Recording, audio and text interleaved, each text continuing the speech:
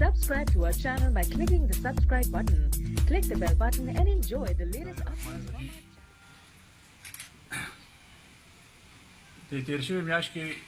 مسلسل تقریبا په یو میاشت کې موږ ته 15 کمپلینټ ملو شو چې کومې سوارلۍ د پېښور نه یا د راولپنډي نه په موټروي باندې راشي نو دا سوارلۍ په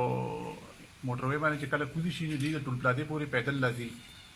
او د موټروي نه واخلې تر ټول پلاتې پورې چې دا څومره فاصله ده دا تقریبا 9 کیلومتر فاصله ده نو زیاتره خلک کم خلک په د شپې رالو او په دغه ځای کې به کوز شو او ټول پلازې ته به پیدل راتلل نو دغلته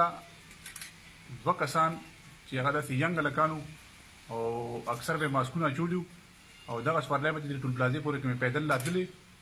نو دا به چې کوم دی کوزې کړې د موټروی نه کته پټو ته او پټو کې به تماچې کېښودې او هغې سره به چې کومې موبایل وي نو هغې نه به بیټرۍ ویستلې او اکثر سپرلو به یې خپلې موبایل بیا واپس کړلې او چې کومې پیسې به ورسره وي نقد رقم به ورسره نو دا به یې ترې واخیستو داسې قسمه کمپلینټونه تقریبا موږ ته په یو میاشت کې 15 کمپلینټ میلو شو او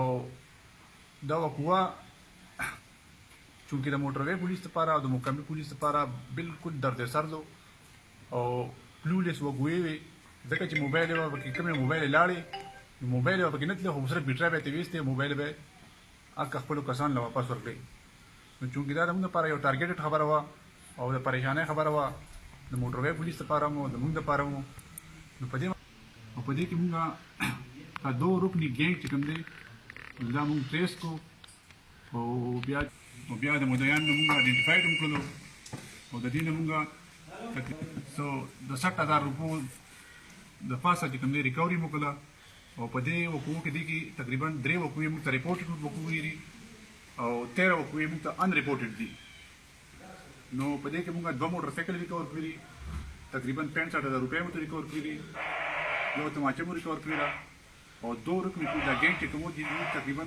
15 وقوعې کړي دي په 15 کې 3 موږ ته ریپورټډ دي او 13 ان ریپورټډ وقوعې دي ایون تر دې پورې چې په دې کې د فیمیل هم پیسې غلطې شوي دي دا 2 رقمې ګینګ چې کوم دی دا موږ آیډنټیفاید کړی دی په دې کې دا یو هلک دی زبیر ولد یونس ساکن ثوابي او د ده سره یو بل ملګری دی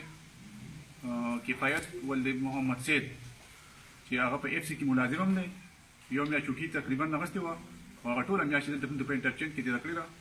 او دا قسم وقوعې هم زده کړي دي نو د ډېر محنت نه پس او د ډېر کړان نه پس موږ دا ګینګ چې کوم دی آیډنټیفاید کړو ویریفاید وکړو او هغې کې موږ یو کس ګرفتار کړی دی او دا بل کس به انشاءالله جلد از جلد ګرفتارو دا هم چې دا 2 کسانو خو دې مطلب نورم کسان شته نو په حال چې موږ ته څومره ریپورټډ وقوعې یا ان ریپورټډ وقوعې دي نو هغه موږ ته تقریبا په 15 وقوعو کې تقریبا صرف